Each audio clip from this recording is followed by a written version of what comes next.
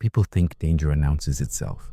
They imagine yelling, sirens, violence happening out in the open. But real danger doesn't work like that. Real danger is quiet, patient, ordinary. It hides inside places you've already decided are safe. And the worst part is this: every dangerous place gives signs before something happens. Most people just don't know how to read them. The first sign: silence that doesn't belong. There's a type of quiet that feels normal, and then there's a silence that should make your instincts scream first and your mind second. Imagine walking into a store after hours, lights on, doors unlocked, but no hum of refrigeration, no distant chatter from staff moving stock, not even an unexpected squeak of a shelving cart. Nothing. Real news agencies have pointed out that situations where normal sound patterns are missing, especially in settings designed to be active, can give law enforcement and safety officials hints that something is off long before violence occurs.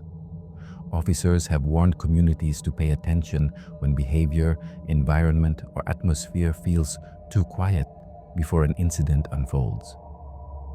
The second sign: feeling watched without seeing anyone. This goes beyond imagination.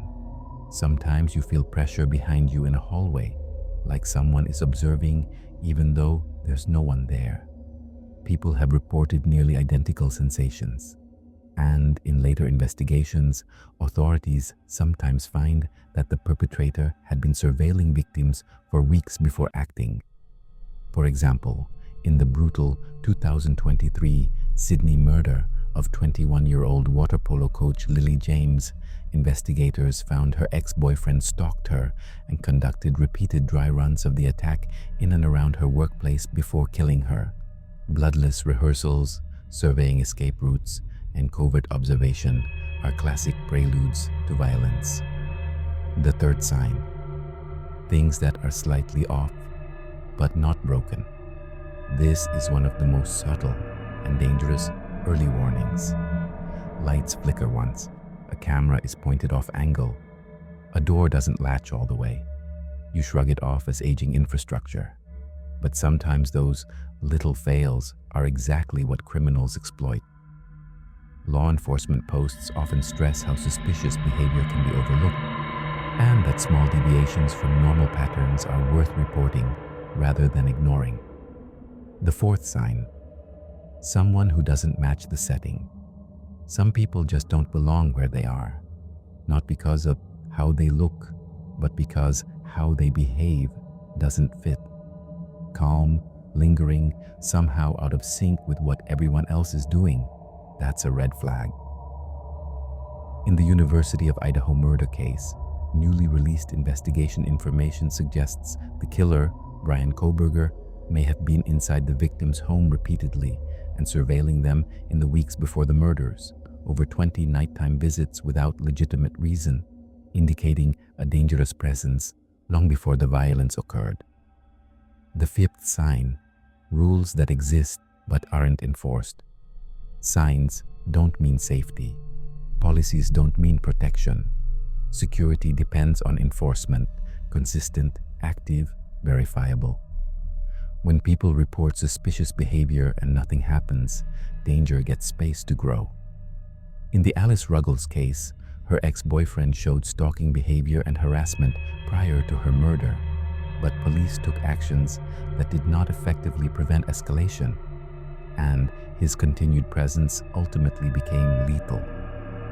The sixth sign: exit awareness. You don't choose exits consciously, your body does. You find yourself quietly scanning escape routes.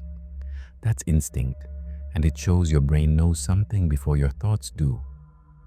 In violent domestic cases and stalking incidents, victims often report feelings of needing to know all exits long before physical violence occurs, reflecting subtle danger, recognition that precedes action. The seventh sign: time feels wrong.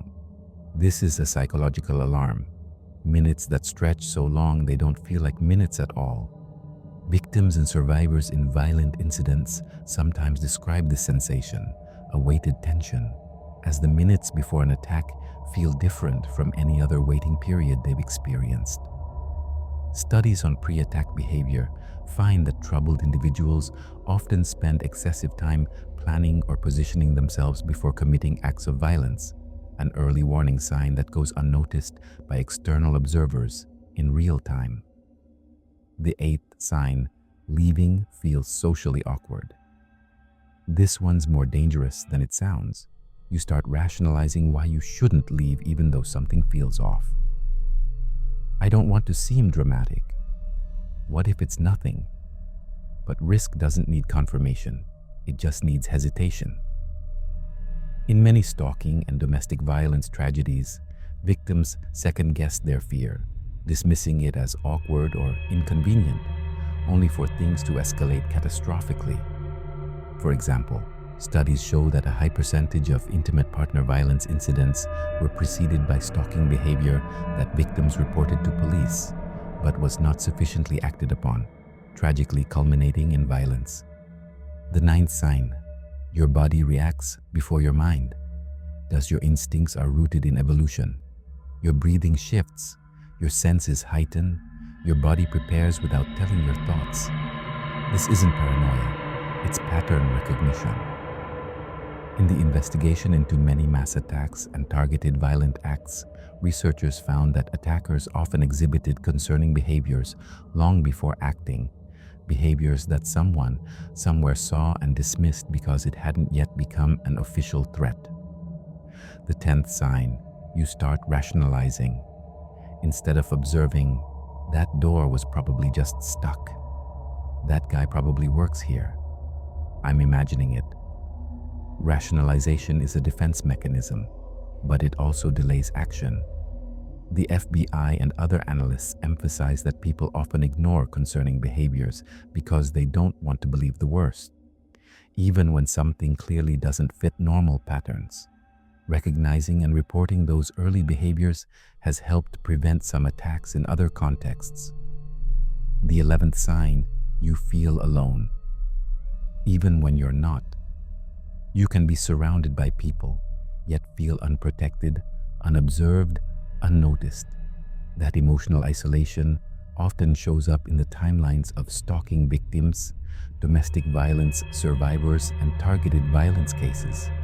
Reports and victim impact statements in multiple modern cases show that far too many people felt alone and unsupported before their attacks, even when others were close by, a chilling echo of how danger can isolate quietly before physically striking. The 12th sign, the place feels temporary, but the risk feels permanent. You tell yourself you'll only stay 5 minutes. I'll just finish this, you say. But your intuition already has a different plan.